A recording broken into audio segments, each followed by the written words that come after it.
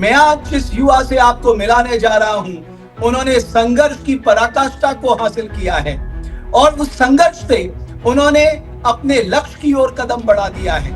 मैं रुद्रप्रयाग के बीरो देवल गांव के अतुल कुमार की बात कर रहा हूं।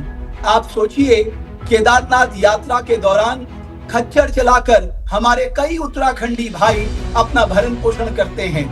अतुल भी यही करता था, लेकिन अतुल ने अपनी पढ़ाई नहीं छोड़ी। आज अतुल ने जो हासिल किया है, उससे पूरा उत्तराखंड गौरवान्वित महसूस कर रहा है। अतुल की ये उपलब्धि हर उत्तराखंडी की उपलब्धि है। अतुल देवभूमि डायलॉग के मंच पे मौजूद हैं और अतुल, बहुत शुभकामनाएं। आपको मैं बता नहीं सकता, एक उत्तराखंडी होने के नाते मुझे कितनी खुशी हो रही है, कितनी गर्व की अनुभूति हो रही है कि आपने इतने संघर्षों से तय कर अपना रास्ता आखिरकार तय ही कर लिया। बहुत आभार, बहुत धन्यवाद। मैं चाहता हूं उत्तराखंड के जनमानस को आप जरा अपनी स्टोरी बताइए, अपने संघर्ष की गाथा सुनाइए। बहुत बहुत धन्यवाद सर। और देवभूमि डायलॉग प्लेटफॉर्म का भी बहुत बहुत धन्यवाद। मेरा नाम अतुल कुमार है। मैं रुद्रप्रयाग के एक छोटे से गांव बीरो देवल का निवासी हूं। और मेरा इस वर्ष जैम आईआईटी जैम 2025 में मैथमेटिक्स सब्जेक्ट से मैंने एग्ज़ाम दिया था, जिसमें मेरी ऑल इंडिया रैंक 649 रही है। और उसके अंतर्गत मुझे आईआईटी मद्रास की एमएससी मैथमेटिक्स अलॉट हुई है, जिसकी ज्वाइनिंग मेरी मतलब 22 जुलाई से मैं आईआईटी मद्रास स्टूडेंट बन जाऊंगा। Thanks। थोड़ा सा बताइए ना, संघर्ष कैसा रहा। मैं जानता हूं कि आर्थिक परिस्थितियां बड़ी चुनौती भरी थी, बावजूद इसके एक तरफ केदारनाथ के उतने हाई ज्योग्राफिकल एरिया में खच्चर चलाना, दूसरी तरफ अपनी पढ़ाई को कंटिन्यू रखना, ये कितना मुश्किल था अतुल। सर मुश्किल तो काफ़ी था, क्योंकि केदारनाथ में पढ़ाई तो होती नहीं है। तो वो जो टाइम पीरियड रहता है वो एकदम पढ़ाई से अलग ही रहता है। उस टाइम पे कोई पढ़ाई नहीं हो पाती है। वो जो 1 डेढ़ महीने का टाइम पीरियड रहता है। और मेरी जो प्रिपरेशन थी वो मेरी जुलाई से स्टार्ट थी। जुलाई से मतलब स्टार्ट हुई थी, क्योंकि मई और जून में मैं केदारनाथ में था। और जुलाई में यहाँ आके मैंने प्रिपरेशन स्टार्ट करी थी। मेरे साथियों ने काफ़ी मदद करी, मेरे टीचर्स ने काफ़ी मदद करी। जी सर। तो आप हेमवंती नंदन बहुगुणा केंद्रीय विश्वविद्यालय के बिटला कैंपस में पढ़ाई करते हैं ना। बीएससी थर्ड ईयर है इस समय आपका, आपने एग्जाम दे दिया जी शायद। जी सर। थोड़ा जी बताइए सर। ना, जब आपने परिवार को ये बताया, परिवार को ये मालूम है कि आईआईटी में सिलेक्शन का मतलब क्या होता है। बिल्कुल सर। एक्चुअली ग्रामीण परिवेश से जिस परिवेश से मैं आया हूँ, वहाँ ऐसा होता है कि आईआईटी और आईटीआई में लोग ज़्यादा डिफरेंस नहीं कर पाते हैं। लोगों को पता नहीं रहता ये क्या चीज़ है। और तो उनको बस इतना पता है कि हाँ कुछ तो करा है। वो खुश हैं, काफ़ी खुश हैं, लोग बधाइयाँ दे रहे हैं। और काफ़ी खुशी हो रही है उनको, उनकी खुशी देख के। अतुल, कभी सोचा था कि जो संघर्ष आप कर रहे हो, भोलेनाथ की साक्षात कृपा हो जाएगी। यानी आप केदारनाथ की यात्रा तय कर रहे थे, लेकिन हर पर भोलेनाथ आपके लिए रास्ता बना रहे थे। बिल्कुल सर। ऐसा सोचा तो नहीं था सर। इवन एग्ज़ाम देने के बावजूद भी मुझे मतलब उतना वो नहीं था कि होगा या नहीं होगा। क्योंकि लगता था कि इवन जब केदारनाथ रहते थे तो मुझे ये भी डर रहता था कि पढ़ाई पे इम्पैक्ट पड़ेगा तो कहीं कॉलेज में बैक ना आ जाए। पर ऐसा कभी हुआ नहीं। कॉलेज में भी मतलब मेरा 8 पॉइंट समथिंग सीजीपीए रहता है। और अभी तक तो ठीक ही रहा है स्कोर। तो आपने अपनी माताजी को बताया कि आने वाले दिनों में जब मैं कुछ करूंगा तो फिर आपको ये कष्ट नहीं उठाने पड़ेंगे।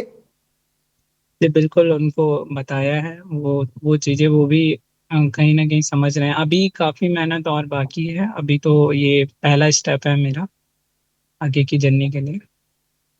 तो अभी खच्चर वगैरह जो आपके यहाँ से कौन चलाता है। सर हमारा ऐसा होता है कि अगर मेरा एग्ज़ाम रहता है तो मेरा भाई चलाता है। और मेरे भाई के एग्ज़ाम रहते हैं तो मैं चलाता हूँ। मेरा छोटा भाई है, वे 12th में है। और हम्म। हमारा इसी तरह, क्योंकि पापा का थोड़ा पाँव में रहता है कि पाँव पापा ज़्यादा हैवी वर्क नहीं कर पाते, तो वो काम हम ही करते हैं हम लोग। और आपकी ये कैंपस का अनुभव कैसा रहा। तो कैंपस का अनुभव काफ़ी सही था, क्योंकि मेरे खुद के प्रोफेसर भी काफ़ी आईआईटियन हैं, और मतलब काफ़ी अच्छे अच्छे इंस्टीट्यूट से आ रखे हैं। हमारे सर लोगों से भी काफ़ी मोटिवेशन मिली है। और इससे पहले मैं पीजी कॉलेज अगस्त्यमुनि में एडमिशन हुआ था मेरा। हम्म। और यहाँ श्रीनगर में भी मेरिट में मेरा नाम आ चुका था। पर उसके हम्म। बाद ये हुआ कि फाइनेंशियल कंडीशन अलाउ नहीं कर रही थी, तो मैंने वो कर दिया था, वो मतलब क्विट कर दिया था कि एचएनबी नहीं आना, सेंट्रल यूनिवर्सिटी छोड़ दी थी।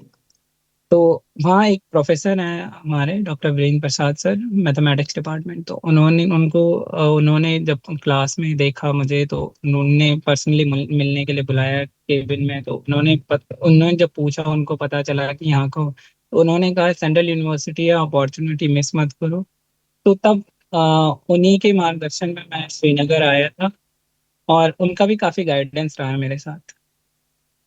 मैं उनको प्रणाम करता हूं, उनका अभिनंदन करता हूं, और मैं ईश्वर जी। से प्रार्थना करता हूं कि ऐसे गुरुजन जो हैं वो स्वस्थ रहें, और वो आप जैसे स्टूडेंट को इसी तरह से हौसला बढ़ाएं, ऐसे स्टूडेंट का उनको आगे बढ़ाने के लिए प्रेरित करें। मैं सिर्फ आपसे चाहता हूं कि उत्तराखंड के युवाओं के लिए अतुल का क्या संदेश है? हाँ सर, मेरा तो यही संदेश रहेगा कि अगर हम पहाड़ चढ़ सकते हैं तो हम कुछ भी कर सकते हैं। हमारे लिए कुछ भी इम्पॉसिबल नहीं है। बस हमें जज्बा होना चाहिए, हार्ड वर्किंग होना चाहिए, और कंसिस्टेंसी होनी चाहिए किसी, और सपने हमेशा बड़े देखने चाहिए। चलिए अतुल, मैं बहुत धन्यवाद, और मैं बस इस हम्म। संदेश के साथ, इस शुभकामना के साथ आपसे विदा ले रहा हूं कि आप जब मद्रास आईआईटी में जाएंगे तो सोचिएगा संपूर्ण उत्तराखंड आपके साथ खड़ा है। हर एक उत्तराखंडी का आशीर्वाद, उसकी शुभकामनाएं, उसका प्रेम प्यार स्नेह सब कुछ आपके साथ है। आप कुछ बन के आइए, देवभूमि उत्तराखंड में लौटिए, हम सब आपका इंतजार करेंगे, और बहुत शुभकामनाएं। धन्यवाद।